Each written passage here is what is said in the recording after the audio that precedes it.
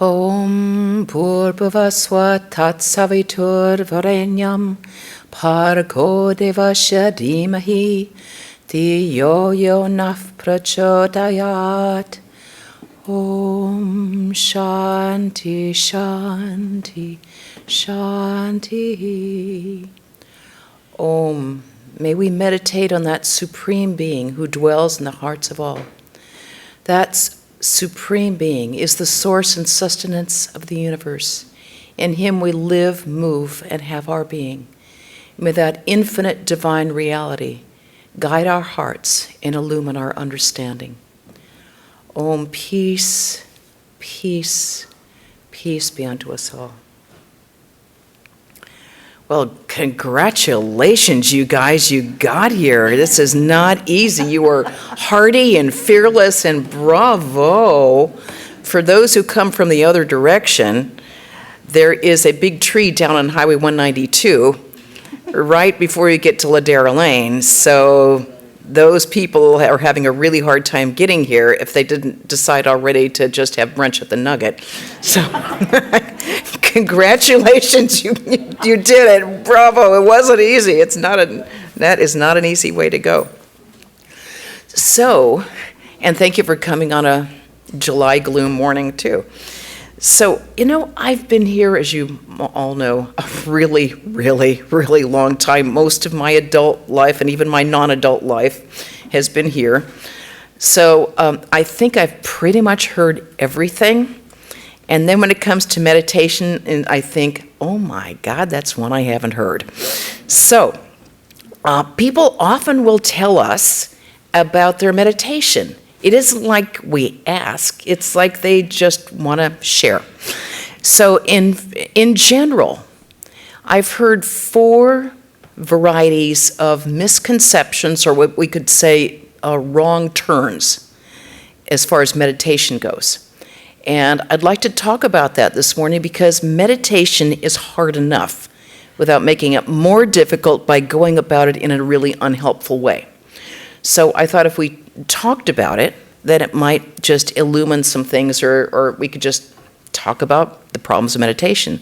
The other reason I want to do is not that I'm going to teach you meditation. Only an experienced spiritual teacher can do that, and I am sure not it. You really need to have an advanced, experienced spiritual guide to be able to teach you meditation. Can't be done through the mail, can't be done by a book. It has to be with a living human being who is an advanced spiritual guide, himself or herself. The other thing that I want to do is just talk about some of the advantages to meditation, about the joys of meditation, and about the roadblocks that we all run into. That's a universal human experience. So it isn't like you alone are having a hard time meditation. Welcome to the club. It's not easy to meditate. So we'll just begin on that. One important thing to remember is that one meditation instruction one suit does not fit all, one size does not fit all, one meditation instruction does not fit all. So it's really important to remember this is something you really need to do in person with another human being. So it's one of those things that really have to be taught. You didn't teach yourself the alphabet, you didn't teach yourself reading, you didn't teach yourself algebra or electrical engineering. Even a thief needs a teacher. The most important thing we'll ever do in our life is to try to reach freedom, to try to have spiritual illumination. And for that, you really need someone who knows the path, who's been that way and can tell you about it and can see if you're going wrong somewhere on the path. We really need to have someone outside our own minds to be able to look at our minds. We can't teach ourselves meditation because we can't get it outside our own heads. So we need someone who's advanced enough to be able to speak to us, look at us, be able to see our mind, and be able to see our mental tendencies, because their spiritual instructions to us are going to be given according to our mental tendencies. You can have one spiritual teacher who gives their disciples very, very different instructions, even within the convent, with the same spiritual teacher, very different instructions. So that's why it's really important to have the personal contact with someone who can sort of read you and see this would be right for this person. And don't think that if someone else is doing something, that's what you should be doing. No. That's why they say don't share your mantra, don't talk to others about because you'll think, oh, I'm not doing it right. It's like, no, follow what your teacher tells you to do. So today we won't talk about how to meditate. A number of you already have a well-established spiritual practice.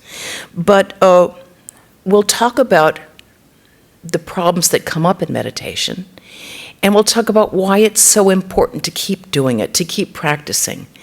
Because while it can be really hard at first, it does get easier, it does get better, and then we'll reach the point where we actually will feel really lousy if we don't meditate. If we don't meditate in the morning, we feel like we didn't brush our teeth, and the whole day will be a big bummer. So when we get to that point, we'll realize, oh, now this is when I know I'm making some progress in my spiritual life, because I don't feel good unless I meditate. And you might spend the whole time fighting with your mind, but that's a good thing. We all do that. So let's begin with some common misconceptions that we've run into about meditation. Number one, when I meditate, I immediately go into bliss. I just immediately fall into this bliss, and I don't know where the time goes. When I hear that, my antennas go, no, I don't think so, no. Because, they might be going into cat space.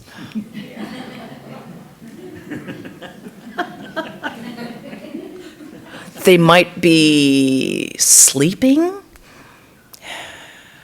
You hear it in the temple all the time. I meditated really well, and you hear him going,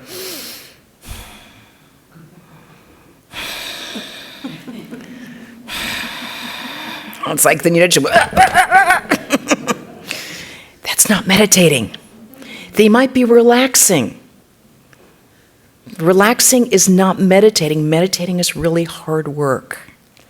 So they might be getting finally the sleep they need. But if someone tells you they immediately go into bliss, and you think, God, I must be doing something wrong. I'm not going into bliss.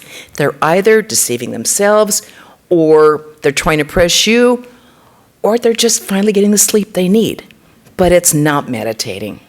Okay, so if that isn't meditating, what is meditation? Okay, according to the Hindu tradition, and I can't tell you what Buddhists do, because this is not a Buddhist temple. So if you thought this was a Buddhist temple, I'm very sorry. I know they have one somewhere. We love our Buddhist friends. We love Buddhist teachers. We don't do their meditation because we don't have a clue what they do. Whatever they do, it's fine. We don't do that. Or maybe we do. I have no idea. But all I know is that in the Hindu tradition, which is ours, this is a Hindu temple, we talk about meditation, or the Hindu scriptures talk in terms of meditation of oil being poured from one vessel to another.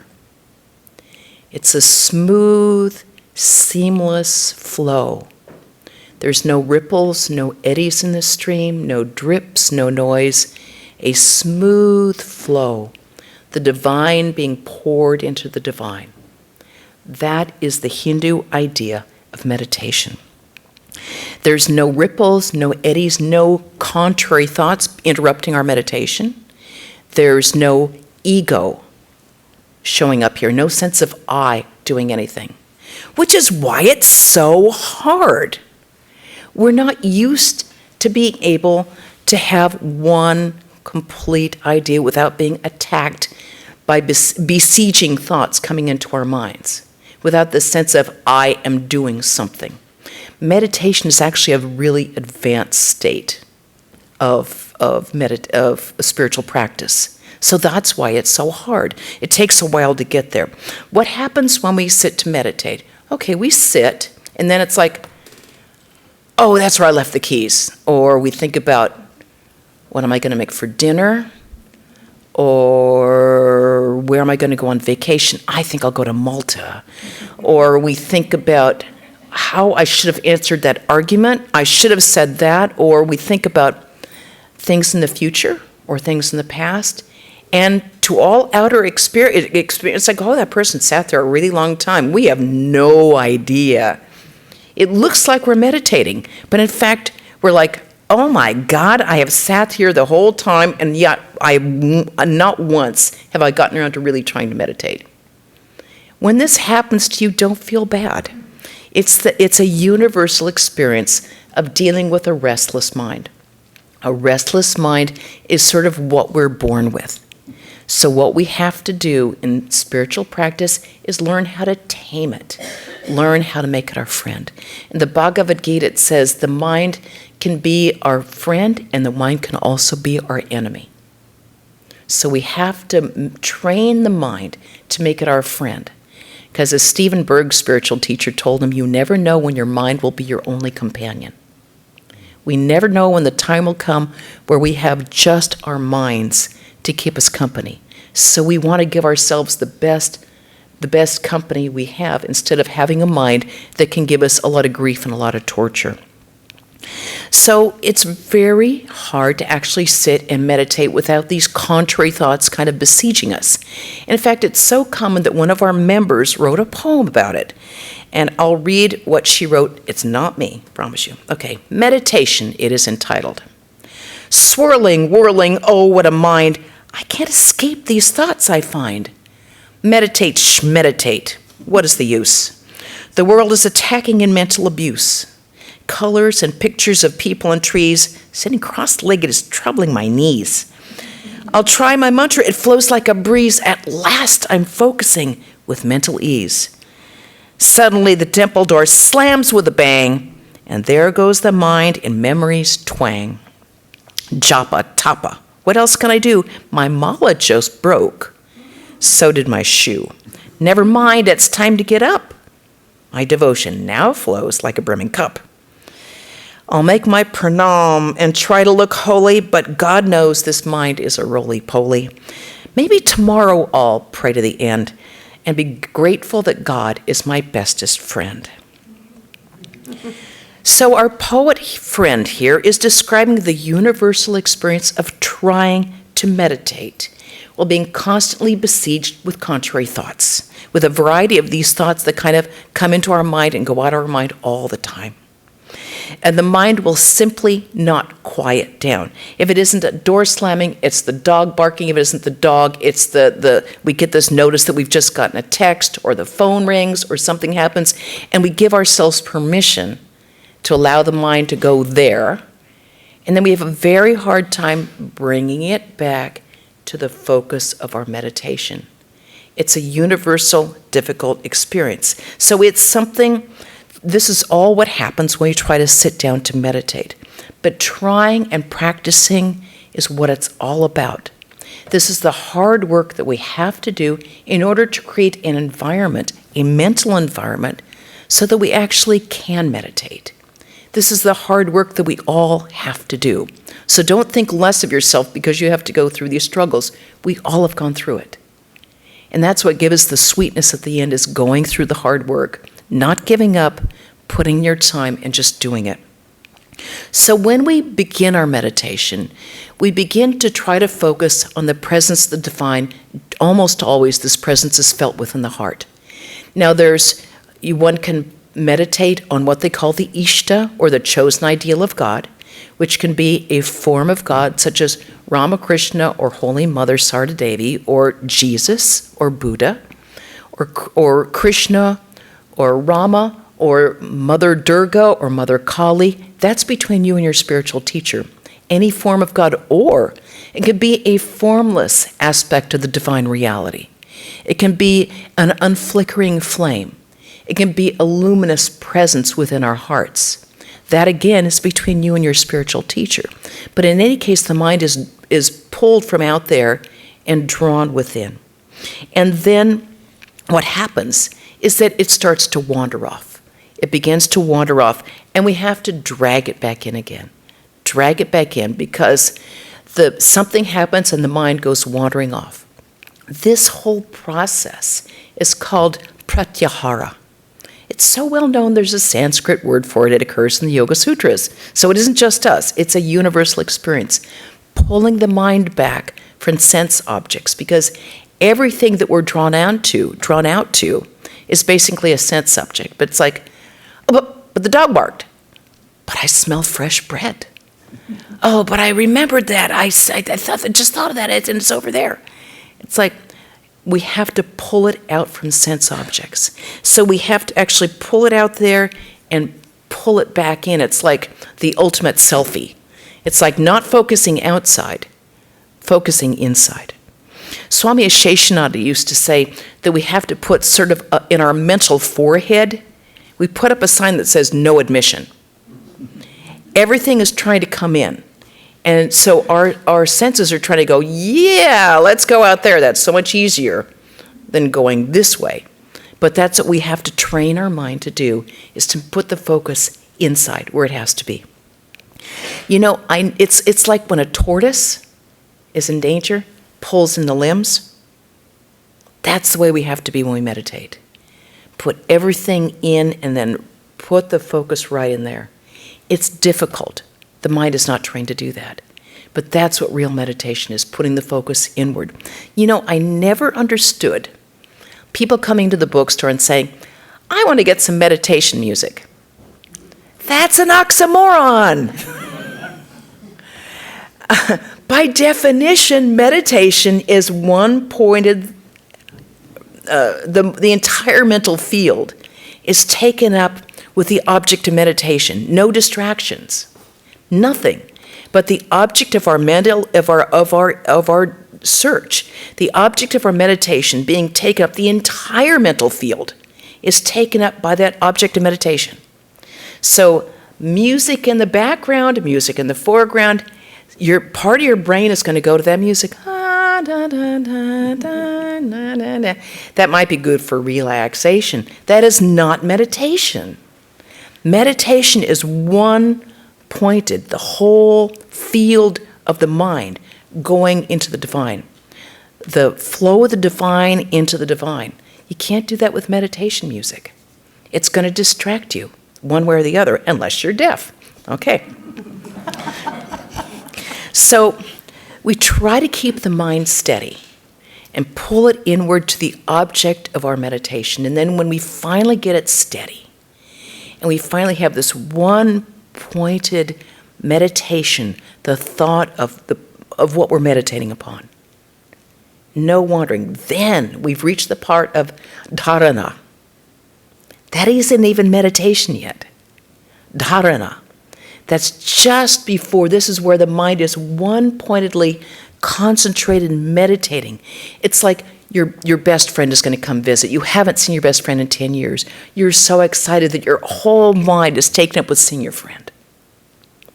When your friend comes, you don't think about your friend. You're just with your friend, and only love remains. That is meditation. It's after that. Now, so it's really hard even to dharana, even to get to that place where the whole mind is concentrated on the thought of the divine. But it's not our fault. It is not our fault. It's just the nature of who we are as human beings. Swami Vivekananda wrote in Raja Yoga, actually he gave lectures on Raja Yoga, which were then transcribed and put into the book Raja Yoga, which was actually the first book on Hinduism ever written and published in this country. Raja Yoga, I think in 1895 or 1896. So, and that got into a lot of libraries and home libraries because it was so unusual. So in Raja Yoga, Swami Vivekananda says, from our childhood on, we've been taught to pay attention to things external, but never to things internal. Hence, most of us have nearly lost the faculty of observing the mind. To turn the mind inside, to stop it from going outside, and then concentrate all its powers is very hard work. Well, duh. We know that. If we're doing it right, it's not falling into bliss. We're aware of really doing the hard work necessary to be able to meditate. So even dharana is really very difficult. What to speak of real meditation? Meditation, when we've gotten past dharana, we go into dhyana meditation, which is, don't feel bad because it's the last stage before samadhi. We can meditate for 12 minutes without interruption, we go into samadhi. So don't think that it's just that it is just a normal thing to be able to sit and meditate. It's really an advanced spiritual stage. So when we get to dhyana, real meditation, that is when the divine flows into the divine. There's no contrary mental thoughts, no ego consciousness whatsoever. You've met your friend, nothing but one, it's not even like a thinking process. It's the experience. In fact, meditation is not an action, it is an experience. We can't will ourselves, I'm going to meditate, any more than we can will ourselves to sleep. You can't say, sit on your bed, say, I'm going to sleep now. There's a whole process that goes into going to sleep at night. We go into our room, okay, we get everything done, put things away, unplug all the devices, make sure the alarm is set if we need it. And then we go around, we get into our nightie or our jammies. And then we pull back the covers. And then if you're like me, you like to read something just for a few minutes at night. And then that delicious moment where we turn out the light. And then we put our head down, and the covers have to be right, the pillow has to be just right. And then we can't say, now I'm going to fall asleep.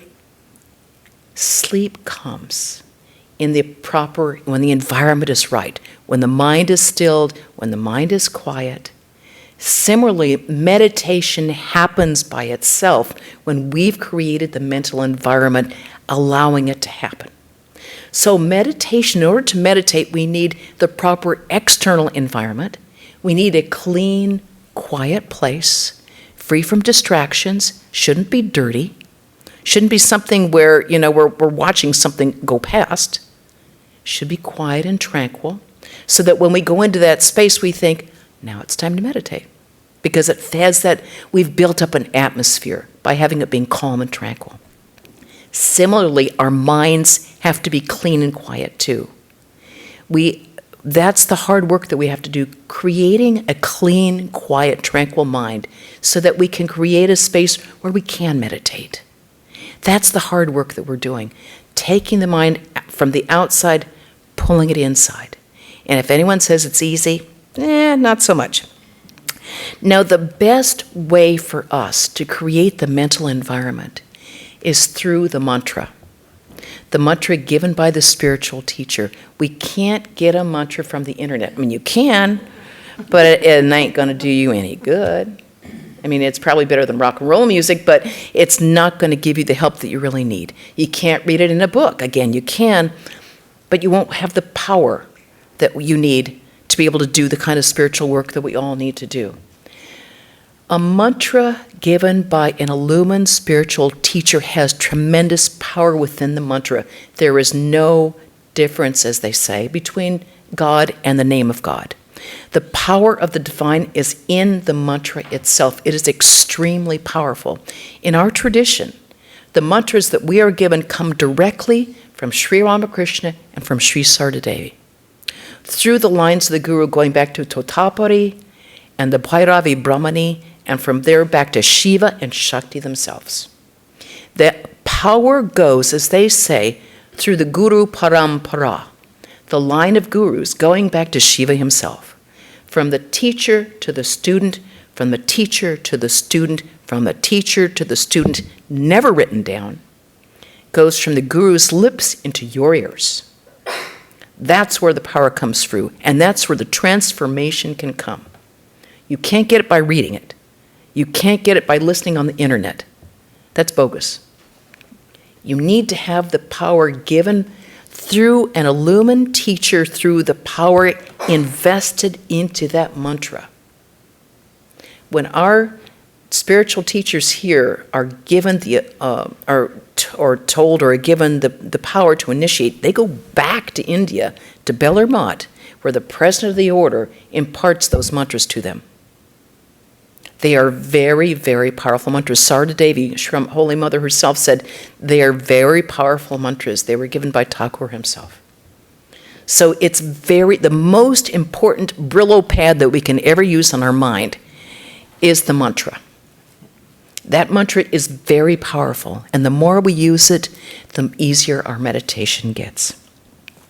So it's very important for us to use what we can, and we're very fortunate here because we do have some advanced spiritual teachers that can give us that. When we think, the natural thing when we sit to meditate is the mind wanders. What happens when our mind wanders? We have thoughts. Okay, well, thoughts are created by words. None of us have thoughts without words. All thoughts have fragments of words. Do you know we have approximately 30,000 different thoughts a day? Someone actually measured it with putting electrodes on people's heads. 30,000 different...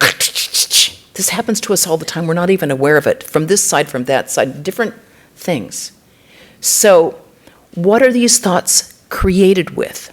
Words. That's why the mantra, the powerful mantra, is so important, because it uses words, syllables, to kind of overtake the other words that come floating into our head, bubbling up from down there. They take it. Swami Shraddhananda in Sacramento, who is widely regarded as Japa Siddha, one who was perfected through the mantra, said, the mantra is like a vacuum. He said, it is a vacuum that you drive into the deepest corners of the mind, because the mantra actually can purify the unconscious mind, which nothing else can do. So the constant repetition of the mantra, not only during meditation time, which is great because the point of meditation is to have only one plane, in the plane of the mind, in the field of the mind, having one thought and one sound alone, the sound of the mantra. The two of those together, the thought combined with the sound of the mantra, it's like a freight train going through the mind. And that really helps to quiet the mind, direct the mind towards the divine, and remove all those other besieging thoughts like the flies that always try to get into our eyes and nose when we're taking a hike. Those will clear away from the mantra. So when we spend so much of our energies just trying to focus our mind and get it away from the distracting thoughts, and it takes a long time to get beyond that. And at the beginning, sitting and trying to meditate is very hard work, but it gets easier. The more we do it, the more natural it becomes, the more easy it becomes. And that's important to really remember. And that's why practice is so important, because unless we practice, it doesn't become natural. Unless we practice and make a habit of it, it seems much harder rather than, oh, it's time to meditate.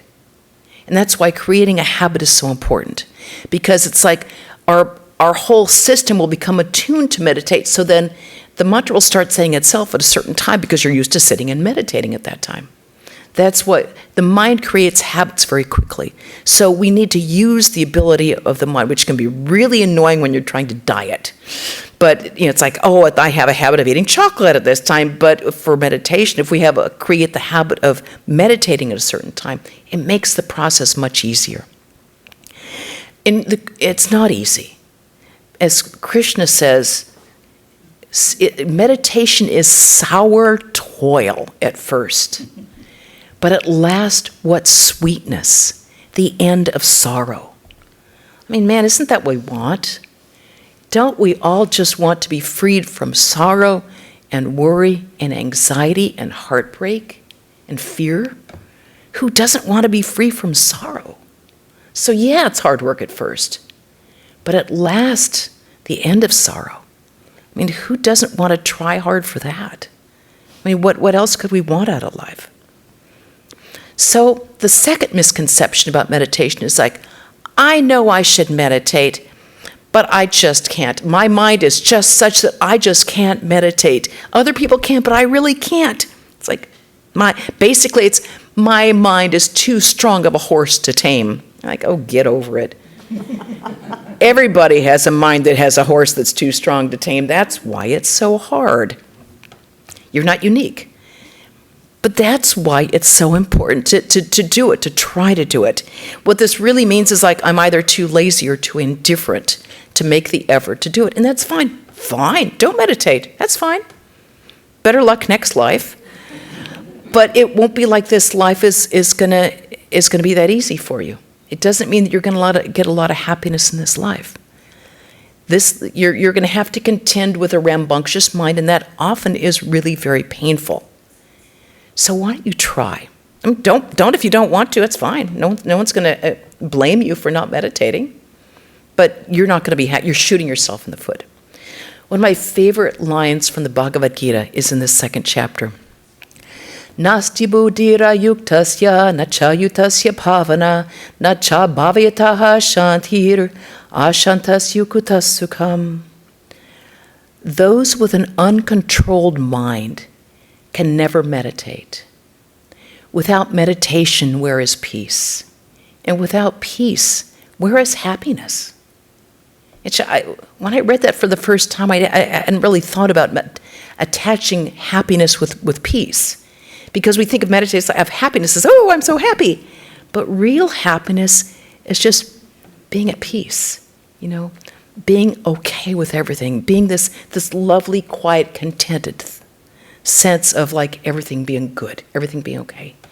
And with an uncontrolled mind, we can never have a peaceful mind because we're whipping our mind all the time. We're just besieging our mind with a whirlwind all the time that means the lake of the mind is constantly being whipped up by eddies and we can't see anything within. Even Arjuna, Krishna's friend, says on the battlefield, Krishna, truly, I think. He's saying, I can't control my mind. He said, truly, I think the wind is no wilder. Yeah, that's true.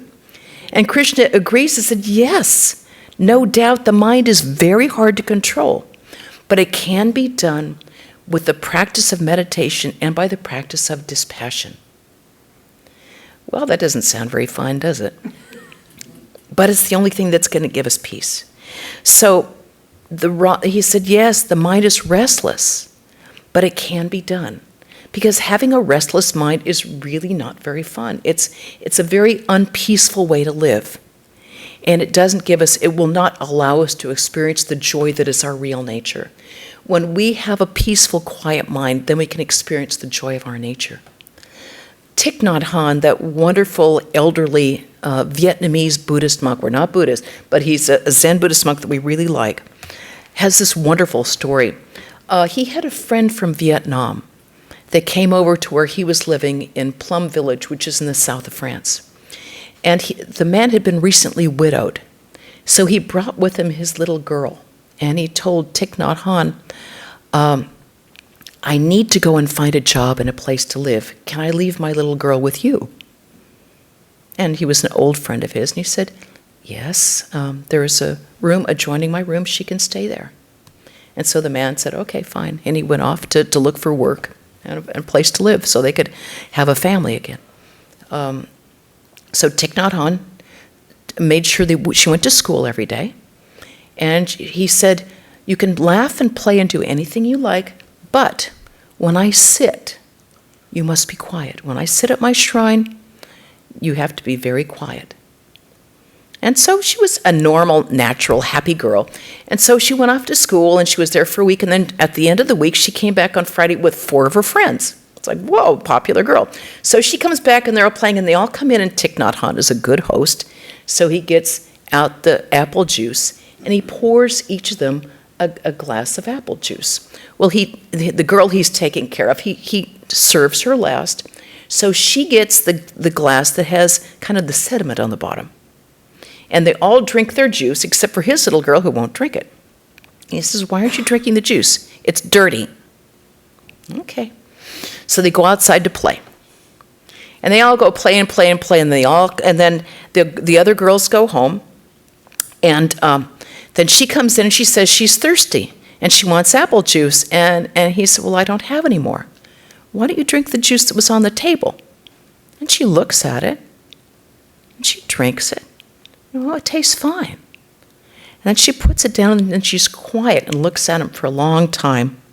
She said, "Now I know what you do when you sit." Right, smart little girl. When we sit, we allow the sediment to drop to the bottom. That's what we do with our mind. All that fighting, all the pulling our mind back is allowing all the sediment to drop to the bottom so that the mind is clear. When the mind is clear, when we're not, this is why Krishna talks about the practice as dispassion, which sounds like so not fun. What it means is not whipping up our minds, not being at the mercy of lust and anger and greed and desire. And I like this, I don't want this, I'm going to do that, I'm going to do that, that person is, if we do that, the lake, the pure lake within our mind gets whipped up and it gets muddy. How can we guess that the divinity is present within our hearts? How can we experience the joy of who we are if we're constantly whipping it up? It's muddy all the time. That's what we do. Allows the sediment to settle. So the point of our spiritual quest is to experience the divinity within us. That's what we do when we sit to meditate. And it's worth it. The third red flag that we often hear is, I keep trying to make my mind a blank like I'm supposed to. It's like, huh? Why would anyone try to make their mind a blank? That's impossible.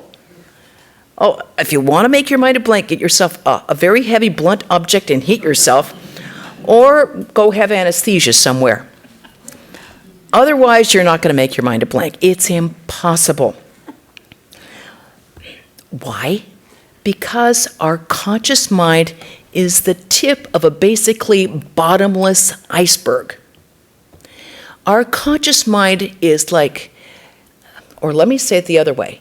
Our unconscious mind, that bottomless iceberg that we have, contains 99.9999999% of our mind because it houses all the memories of all our lives. Millions of lives.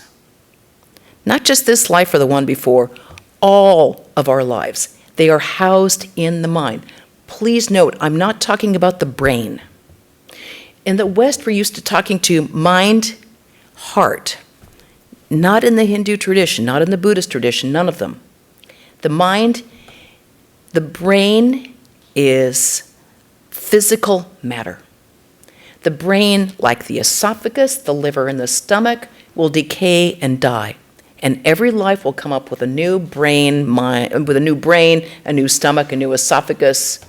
That comes with every birth, not the mind. The mind is not material. The mind goes with us from birth to birth. The mind has no location.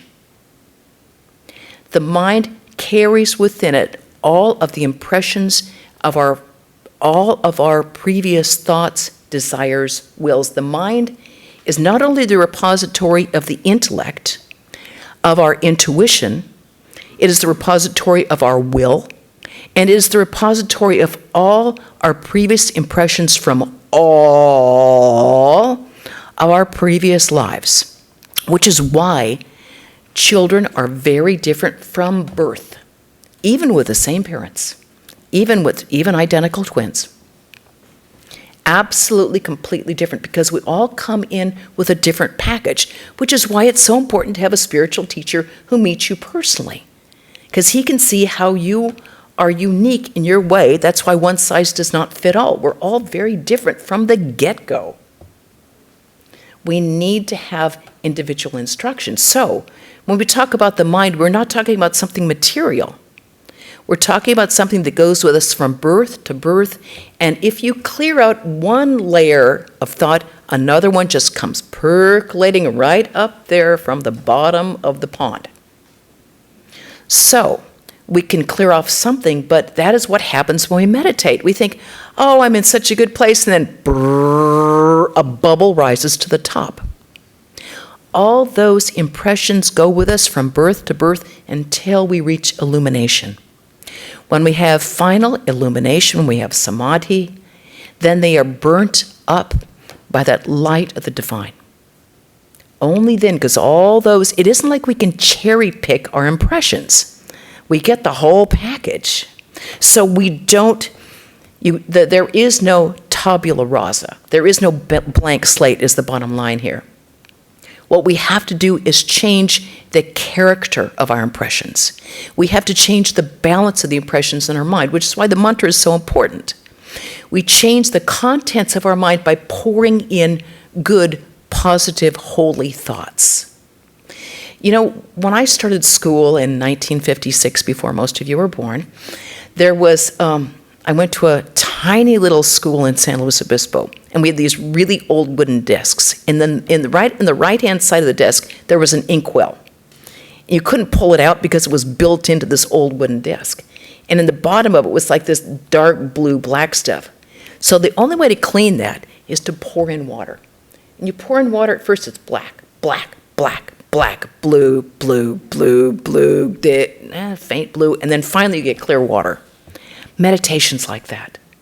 We pour in the mantra, we pour in the mantra, we pour in our spiritual practice, we pour in our spiritual thoughts. We keep good company with like-minded people. We don't hang out with people who are a bummer, who try to bring us away from our spiritual practice. We don't hang out with people who bring our minds down and put us and make us feel lousy after we be with them because we feel like that wasn't a great time with them. I just don't like the person I become when I'm with them. We go out of our way to keep our minds at a higher level. We change sort of like, it's like adding more cream to the sauce. It gets lighter, it gets lighter, it gets fairer, whiter and whiter. It gets nicer and creamier. We have to do that with our spiritual practice into our minds. That's what we do. Don't try to make it a blank. Add to it, add to it. That's why it's so helpful. The last one that I hear a lot is what I like to call the spiritual cafeteria or the meditation casserole, which is what we have this wonderful devotee, crazy about her. She came a few weeks ago and said, you know, do I have to, like, when I meditate, like, concentrate on my third eye up there and really think about it and look at it? It's like, what?